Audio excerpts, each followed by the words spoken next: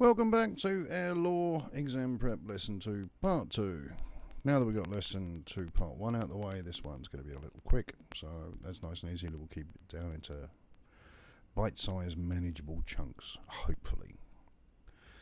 So this one's all about instruments and avionics. Not too bad, nice and easy subject, and we can whisk this through quite quickly. So, we need to be able to state the minimum instrument requirements for a day VFR flight under CAR 91. And 91509 states the minimum instruments and equipment. Expect to see this in the exam. You will get at least one question in here. And what it states is that a powered aircraft with an airworthiness certificate except a powered glider must be equipped with the means of 1. Indicating airspeed. 2. Indicating Mach number if the speed limitation specified in the aircraft flight manual is expressed in terms of Mach numbers. Indicating altitude in feet. Indicating magnetic heading. Indicating fuel tank contents other than auxiliary fuel tank contents, and indicating engine revolutions of each engine, subject to you having more than one engine. Indicating oil pressures for each engine using a pressure lubrication system. We need something that can indicate coolant temperature for each of the liquid cooled engine or engines. Indicating oil temperature for each of the engines rated over 250 brake horsepower using a pressure lubrication system.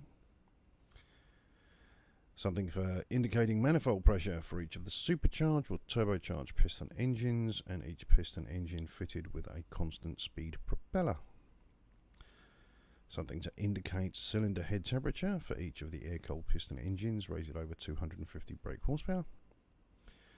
Indicating flap position if flaps are fitted, unless the position of the flaps can be determined visually by a flight crew member, including yourself. Indicating landing gear position if the aircraft has retractable undercarriage. Indicating the correct function of electrical power generating equipment. Something indicating the presence of carbon monoxide in the cabin if the aircraft is fitted with an exhaust manifold cabin heater or combustion cabin heater. Subject to paragraph C, the following New Zealand registered aircraft issued with an airworthiness certificate must be equipped with the means of automatically recording and accumulating the time in service for the aircraft. A helicopter that is used for agricultural aircraft operations, conducts in accordance with Part 137.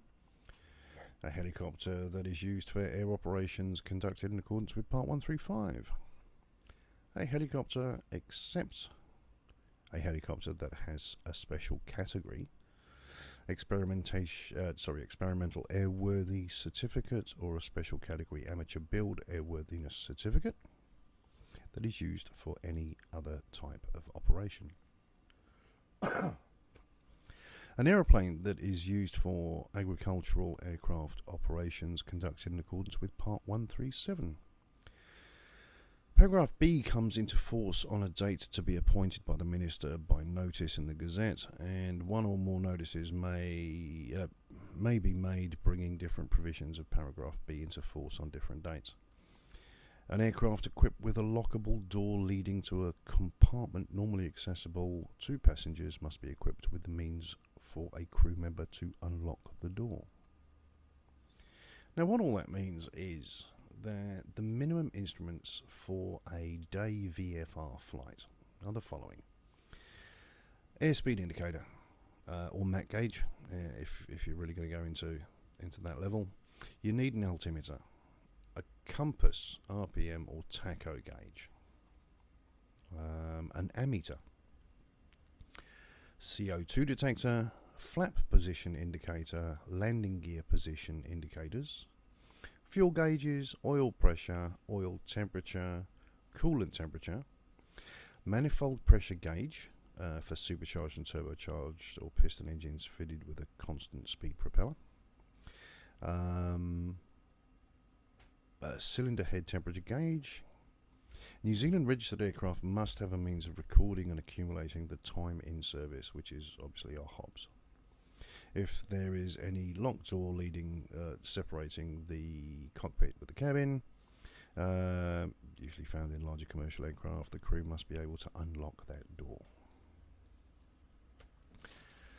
422.4, we need to be able to state the minimum instruments required for a night flight under VFR conditions under CAR 91, and that's stored in 91.511, Night VFR instruments and equipment.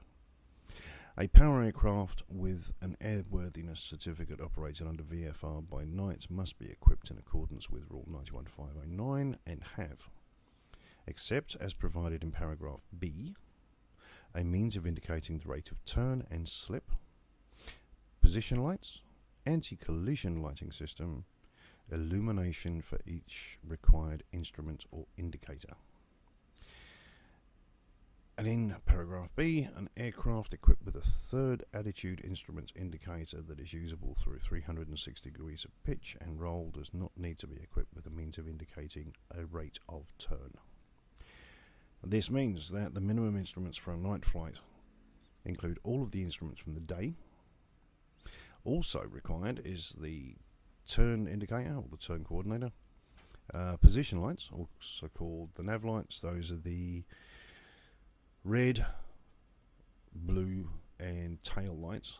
The anti-coal light is the big strobe that will blind you if you look at it for too long.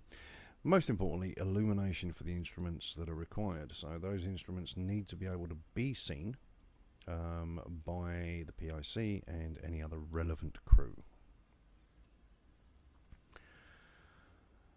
Now we need to be able to state the radio equipment required for a VFR flight under CAR 91, and that is in 91.513 VFR communication equipment. And that states that unless authorised by ATC to operate under VFR without radio communications, an aircraft operating under VFR in controlled airspace, classified under Part 71 as Class B, C, D or E airspace at night, must be equipped with a radio communications equipment that meets Level 1 or 2 standards specified in Appendix A and A9 and is capable of providing continuous two-way communication with an appropriate air traffic control unit. And paragraph B says that an aircraft operating under VFR outside of controlled airspace must be equipped with a radio communication equipment that meets Level 1 or 2 standards, as specified in A and 8.9, if the equipment is to be used for communication with an air traffic service unit. Meaning, if you intend on operating in Class B, C, D or E airspace at night, you must have the equipment that meets that level. And that level is 1 or 2. And it's capable of providing continuous two-way communication with air traffic control. In Class G, uncontrolled airspace or general aviation airspace, you do not have to have any communication equipment. However, if you intend on talking to any ATS unit, you must have communication equipment that meets Level 1 or 2 standards. So 424.8, we are expected to be able to state the communication and navigation equipment required for a VFR flight over water, as listed under CAR 91. And that's 91.515, communication and navigation equipment VFR flight over water.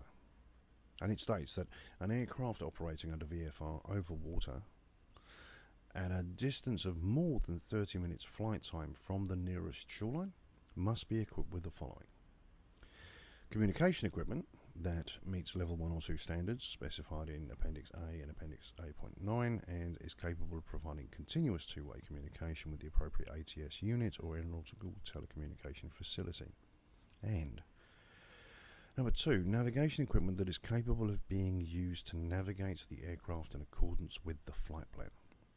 Now that means that a VFR flight that is going to be operated more than 30 minutes flight time from the nearest shore must be equipped with the communication equipment that meets the Level 1 or 2 standards and is capable of providing both that two-way communication with ATS or an aeronautical communications facility.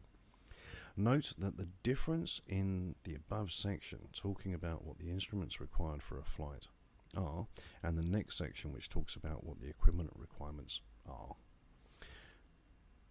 Questions in the exam can be confusing if not read properly, as the questions available may reference equipment or instruments, which are both correct.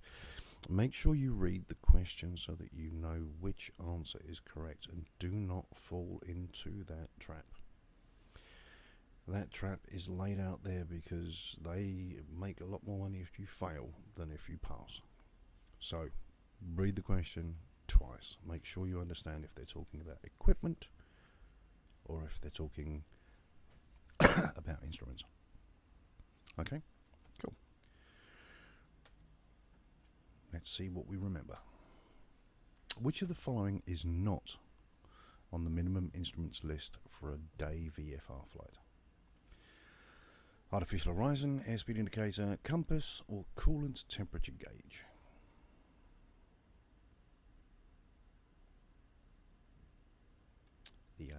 The artificial horizon. The minimum instruments are the ASI, CO2 detector, flat position indicator, landing gear position, oil pressure, coolant temperature, manifold pressure gauge should it be required, cylinder head temperature gauges, but not the artificial horizon. VFR, it's daytime, you can see and work out your own attitude. Cool. What extra aircraft instruments and equipment are required for night VFR flying? A means of indicating rate of turn and slip and illumination on all required instruments. B, position lights. C, anti-collision lights. D, all of the above.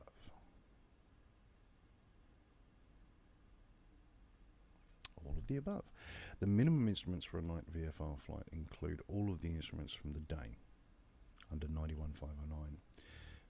But also required is the turn coordinator, the position lights, red, blue and tail, the anti-col lights, the big strobe, and the ability to read those instruments in darkness, so the illumination for the instruments. If it helps, position yourself in the cockpit, think about being in the dark. What do you need to be able to see? Because you've got no relative bearing on your turn coordination. Right. Position lights are going to help you be seen. They're going to be a lot more effective at night than in the day. Excuse me while the Westpac rescue helicopter goes over. Anti-collision lights, because you don't want to be bumping into anything overnight. And you need to be able to see all of those instruments in front of you to make calculated and conscious decisions. So you need to be able to read those instruments, so that instrument lights must be illuminated. Cool. Are there any radio equipment requirements when operating in controlled airspace? A, no. B, yes, you must have checked your radio is operating correctly before you're entering in controlled airspace. C, yes, you must meet level AB standards and be capable of continuous two-way communication. D, yes, it must meet level 1 or level 2 standards and be capable of continuous two-way communication. That's an easy one. If you're intending to operate in Class B, C, D or E airspace at night, you must have equipment that meets level 1 or 2 standards and is capable of providing continuous communication with air traffic control. In GA airspace or in Class G airspace, you do not have to have any communication equipment. However, if you intend on talking to any air traffic service unit, you must have a line of communication equipment that meets level 1 or 2 standards. Now, if you're flying VFR over water, what distance of flying time must you be equipped with? Sorry, if flying VFR over water, what distance or flying time must you be equipped with communication equipment that meets the same radio requirements as with the previous question? If operating more than gliding distance from the shore, 30 nautical miles from shore, 30 minutes from shore, 100 nautical miles from shore.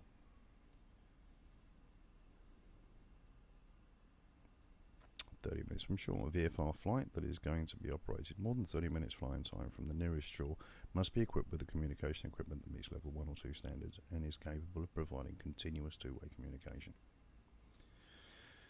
And again, can't keep banging this on enough. Note the difference in the above section or the previous sections, talking about what the instrument requirements for flight are, and the other section which talks about what the equipment requirements are. Questions in the exam can be incredibly confusing if not properly read. So read it as I'm trying to think of an example that I can give you. It escapes me at the moment. But you've got to remember that the answers available may reference equipment or instruments, which are both correct, but not correct to the relative question that they're asking. They will ask a specific question about instruments. They will give you the answers for equipment. And unless you're just 100% sure that you're talking the same thing that they are, it's a catch-22. Well done. I told you this was a quickie. So exam prep lesson 2, part 2, instruments and avionics, really condensed. Those are all of the things that we need to be able to answer under the instruments and avionics part for the air law exam.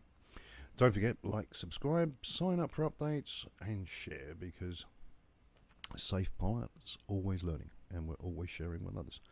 Stay safe, fly right, and we will catch up again soon.